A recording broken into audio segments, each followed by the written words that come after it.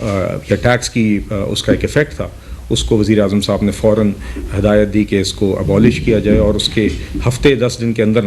Implement بھی ہو گیا، جس کے بعد سے اب وہ کوئی بھی ایکسپورٹ جو پروسیڈ ہے اب اس کے اوپر یہ سرچارج نہیں ہو رہا۔ یہ صرف ایک مثال ہے، اور آگے بھی آپ آئندہ دیکھیں گے کہ جو بقیہ 5 ورکنگ گروپس ہیں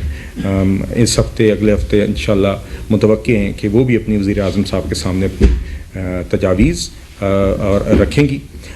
جس میں energy, railways, I T, ports اور ایگریکلچر سے ریلیٹڈ ورکنگ گروپس ہیں۔ مگر آپ نے دیکھا ہے کہ ہماری بدقسمتی سے کچھ ایک جماعت ہے جو اپوزیشن میں ہے، جس نے پی ٹی آئی،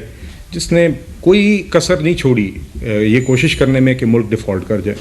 اس نے کوئی کسر نہیں چھوڑی یہ کہ ملک میں جو آپ کی معیشت ہے اس کو دھچکا لگے۔ اس نے آئی ایم ایف کو چٹھیاں بھی لکھیں، پہلے جب اس کی اپنی حکومت جا رہی تھی تو اس نے جاتے جاتے خود ہی آئی ایم ایف پروگرام کو سبوٹاج بھی کیا، ملک کو ڈیفالٹ کی طرف دھکیلا بھی۔ اور جب ہم نے 2022 میں پی ڈی ایم کی حکومت آئی تو اس ٹائم پر جب ہم نے اسی آئی ایم ایف کے پروگرام کو ریوائیو کرنے کی کوشش کی قومی مفاد میں، تو باقاعدہ آئی ایم ایف کو چٹھیوں کی کاپیاں بھیجی گئیں تب، اور باقاعدہ اس ٹائم پر ان کے وزرائے خزانہ کی آڈیو لیکس بھی آپ کے سامنے، جس میں اس چیز کی کنفرمیشن ہوئی کہ کس نیت سے وہ کام کیا گیا تھا۔ اس کے بعد بھی پچھلے سال پھر سے آئی ایم ایف کو ایک چٹھی لکھی گئی، اور ہر دفعہ یہ کوشش ہوئی کہ جو ملک ہے وہ ڈیفالٹ کر جائے، پی ٹی آئی کو کہ مجرموں کو جو جیل میں بیٹھے ہیں ان کو آزادی مل جائے، اور ان کو پی ٹی آئی کو واپس کرسی مل جائے۔ بے شک اس کو حاصل کرنے کے لیے ملک کو ڈیفالٹ ہونا پڑے، یہ بھی پی ٹی آئی کو قابل قبول ہے۔ بے شک اس کے لیے ہمارے سفارتی تعلقات کو آپ ہیوی کسی قسم کی کا دھچکا یا چوٹ دیں، جس طرح سائفر کو استعمال کر کے امریکہ کے ساتھ کوشش کی گئی۔ تو دیکھیے ہم نے دیکھا ہے کہ پی ٹی آئی کا جو ایک مستقل بیانیہ رہا ہے وہ پہلے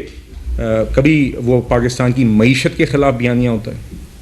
کبھی وہ پاکستان کی سفارتکاری کے خلاف بیانیہ ہوتا ہے، اور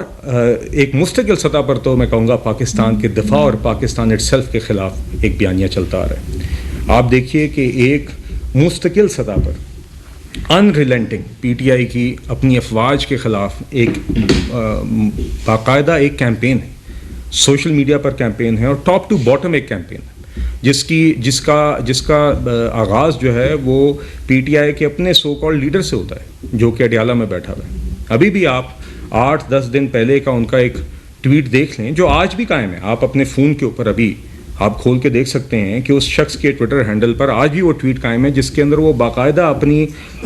حکومت کے خلاف، اپنے افواج کے خلاف وہ والی زبان استعمال کر رہا ہے جو ہمارا دشمن استعمال کرتا ہے، چاہے وہ پاکستان میں دہشت گردی کے متعلق اس کی باتیں ہوں، چاہے وہ افغانستان کے خلاف جنگ کے متعلق اس شخص کی باتیں ہوں۔ آپ ابھی وہ الفاظ نکال لیں، میں دہرانا نہیں چاہتا یہاں پر، مگر آپ آج بھی دیکھ سکتے ہیں کہ کیا زہر اگلا جا رہا ہے، اور اس شخص کا ٹویٹ آج بھی وہاں پر موجود ہے۔ یہ نہیں کہ اس کے بعد کوئی اس کو پچھتاوا ہو گیا ہو یا